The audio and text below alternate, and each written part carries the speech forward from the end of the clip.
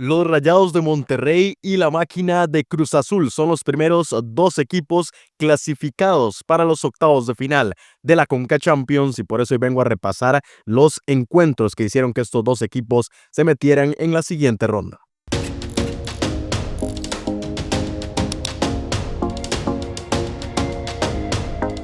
Bueno, y aunque son los primeros equipos que a través del propio torneo se clasifican para los octavos de final, ya conocemos a 7 equipos sembrados en esa siguiente ronda, porque recordemos que hay 5 que inician su camino desde los octavos de final y por ende pues están ahí esperando, y a ellos se les unieron tanto Monterrey como Cruz Azul para pues ya empezar a tomar un poco forma de esa siguiente ronda. Estos dos equipos mexicanos que llegaban ampliamente favoritos, no solo desde antes de que dieran inicio las series, sino también para estos partidos de vuelta, porque habían hecho la tarea fuera de casa, lejos de sus estadios, pues ahora con más razón tenían esa gran ventaja de jugar en sus propios escenarios para nada más sellar la clasificación a la siguiente ronda. Entonces, hablemos un poco de estos partidos. Vamos primero con el que fue un poco más temprano, cuando desde Monterrey, en el norte de México, en el estadio BBVA, los Rayados de Monterrey vencieron 3-0 al Hamilton Forge,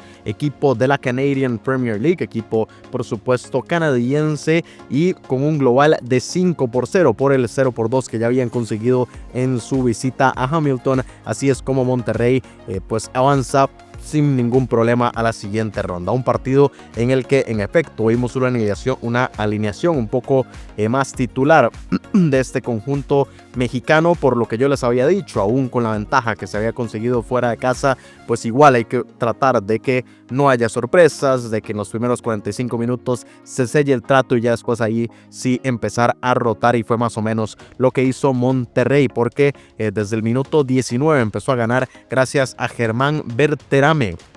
que se fue de doblete, pero el primero lo anotó en los primeros 45 minutos y de hecho así se fueron al descanso, con un partido en el que el Forge estaba siendo bastante sólido en defensa, pero con la defensa muy centralizada. Monterrey lo que hizo fue tratar de abrir mucho el campo, atacar por las bandas, lo hizo mucho con Arteaga, lo hizo también con Ricardo Chávez, los dos laterales que profundizaron mucho ante un equipo canadiense que no estaba prometiendo tanto en ataque, que no estaba llegando al arco que estaba defendiendo en este caso Luis Cárdenas, y que de hecho pues prácticamente solo tuvo una o dos ocasiones de peligro en su arco, y tampoco de muchísimo peligro, pero bueno, que la resolvió bastante bien. Pero como les decía, fue un Monterrey que trató de ampliar mucho el juego para que así pues el Forge tuviera también que abrirse y no solamente dejaran espacios por el medio, sino también por las mismas bandas con muchísima profundidad. Llegaron a ser varios de estos clásicos pases de la muerte o de la vida, como quieran decirle, y fue el medio por el cual Monterrey lo intentó bastante. Como les decía, Berterame puso el 1-0, se fueron así al descanso, y ya en la segunda parte pues apareció Jordi Cortizo, que aprovechó un error en salida del Forge, terminó rematando y el defensa que estaba en la línea no pudo evitarlo, para que así muy rápido ya se liquidara el encuentro, porque llevamos 3 minutos de la segunda parte y el global ya decía 4-0. Si ya el 3-0 era mucho, yo creo que ya incluso el 2-0 antes de que iniciara este partido de vuelta ya lo había liquidado, pero bueno, ya con el 4-0 todo estaba listo, y unos minutos después llegó el gol, el doblete de Berterame, para que así pues Monterrey no tuviera prácticamente ningún problema. Y en cuanto a estadísticas, si quisiera nada más ver, por ejemplo, para que vean, 17 remates en total de los Rayados de Monterrey y prácticamente todos al arco, una precisión bastante alta, mientras que 13 veces lo intentó el Forge, con bastantes afuera de dirección, una posesión del balón del 60% para Monterrey, 40% para el Forge, un partido en el que el conjunto canadiense pues no encontró nunca por dónde sentirse cómodo en la cancha del BBVA, y así es como Monterrey avanza a la siguiente ronda. Ya casi hacemos un repaso por cuál será su rival, a quién está esperando más bien, porque todavía no tiene rival definido, pero antes de eso hablemos del otro partido, del que acaba de finalizar, el que fue a segunda hora, cuando transmitiendo desde el Estadio Olímpico Universitario de la Ciudad de México, en la capital de este país norteamericano. Cruz Azul venció 5-0 al Real Hope de Haití, que pues ahora la esperanza se le acabó, ahora sí, nunca mejor dicho, para este conjunto haitiano. Global de 7-0. La máquina le pasó por encima al conjunto caribeño, luego del 0-2 que habían conseguido en su visita a República Dominicana. Un partido en el que Cruz Azul dominó de principio a fin. Yo creo que el Real Hope hay que darle un mérito de que no se achicó en ningún momento. Incluso cuando ya estaba 5-0 por detrás en el marcador, lo siguió intentando en cierta medida, y lo decían muy bien también los narradores de ESPN. Incluso se sintió que tal vez el Real Hope merecía haber metido un gol. Incluso tuvo una posibilidad muy cercana, que ya la vamos a repasar.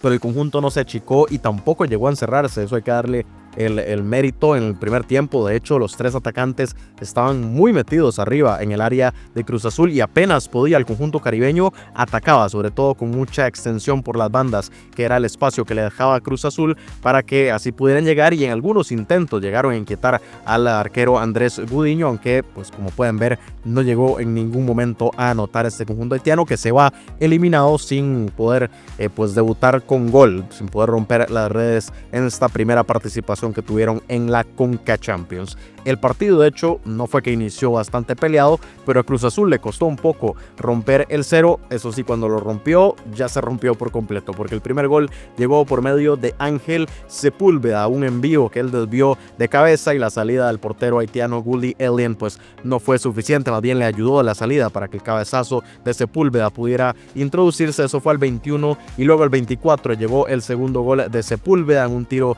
de esquina. Terminó solo en el segundo palo y Sepúlveda ya lo ponía a ganar 2-0, y 2 minutos más tarde, al 26, llegó el gol de Gabriel Fernández, que después se fue de doblete. Pero como pueden ver, entre el minuto 21 y 26, luego de que el Real Hope había aguantado 20 minutos con el 0-0, pues ya se ponían 3-0, y ya Cruz Azul tenía un global de 5-0. Así se fueron al descanso con ese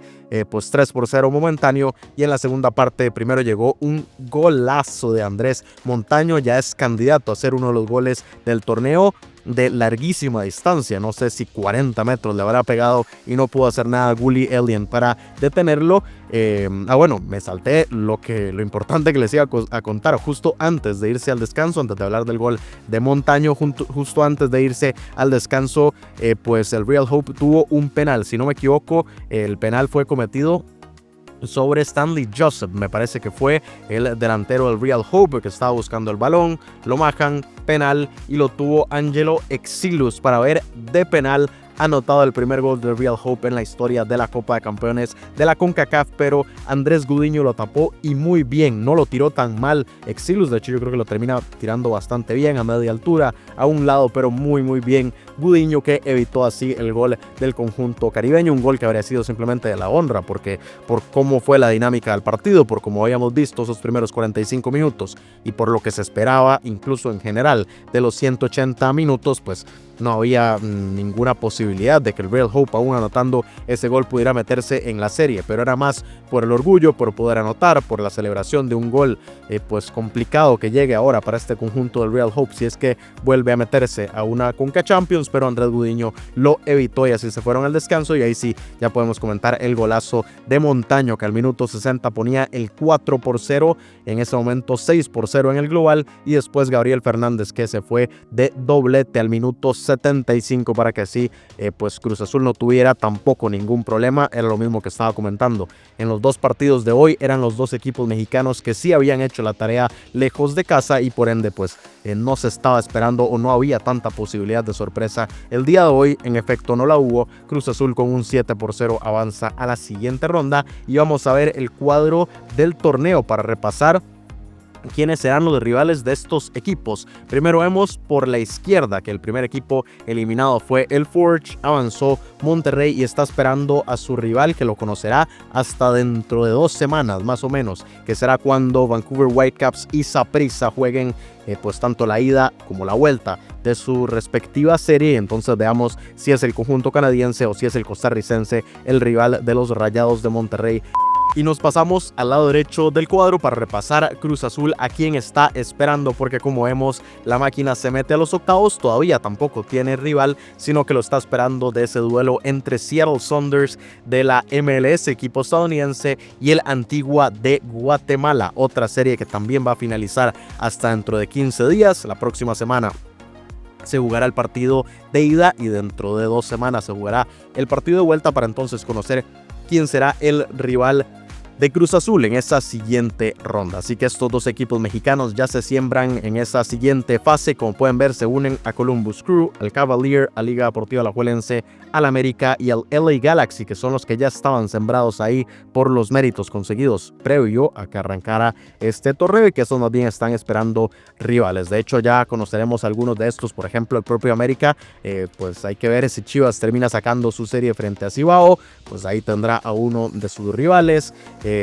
Otro de los que se van a definir es, por ejemplo, Pumas. Si Pumas le logra dar la vuelta a una serie que está perdiendo frente al Cavalry, pues se enfrentaría a Liga Deportiva Alajuelense. Así que por ahí ya empieza a tomar forma este cuadro en sus octavos de final. Y precisamente quería comentarles el tema de las fechas que todavía quedan esta semana, porque apenas estamos arrancando con los partidos de vuelta de esta primera ronda. Mañana, miércoles 12 de febrero, Chivas precisamente jugará frente a Cibao de República Dominicana en el Akron de Guadalajara, y después a segunda hora para cerrar el día, Tigres, que va a recibir la visita del Real Estelí. Ventaja para el conjunto nicaragüense, que la consiguió precisamente en su casa, y mañana en el Universitario allá en Monterrey veremos si Tigres puede darle la vuelta al marcador. Y ya la última serie que queda esta semana será el jueves 13 de febrero, cuando Pumas reciba la visita del conjunto canadiense, el Cavalry, y con trabajo por hacer, porque como les comentaba, el Cavalry sacó la ventaja allá en territorio canadiense y en el Olímpico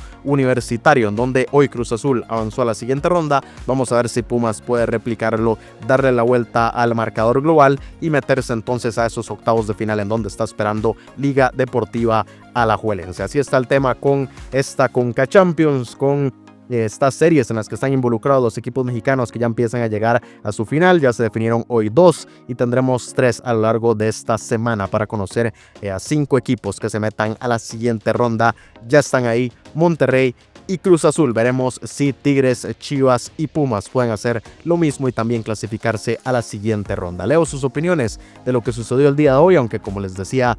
pues hace un rato, hoy no era un día en el que se estuviera esperando que sucediera algo, ni desde hace ya unas semanas, ni desde tampoco hace unos días, cuando ya conocíamos los resultados de los encuentros de ida. En cambio, ya lo que pase miércoles y jueves, pues al menos tiene un poco más de emoción o de factor de sorpresa, de algo que podría llegar a suceder, o que al menos desde el inicio los equipos mexicanos tendrán que remar contra corriente para poder meterse a la siguiente ronda. Así que estén, por supuesto, muy pendientes. Si les gustó este video, dejen su like, compártanlo, dejen aquí abajo todos sus comentarios. Todas esas interacciones me ayudan muchísimo, y si son nuevos al canal o aún no se han suscrito, les recomiendo hacerlo para seguir muy de cerca toda esta búsqueda por conocer quién será el equipo rey de la CONCACAF en este 2025. Nos vemos el día de mañana con más acción de este torneo.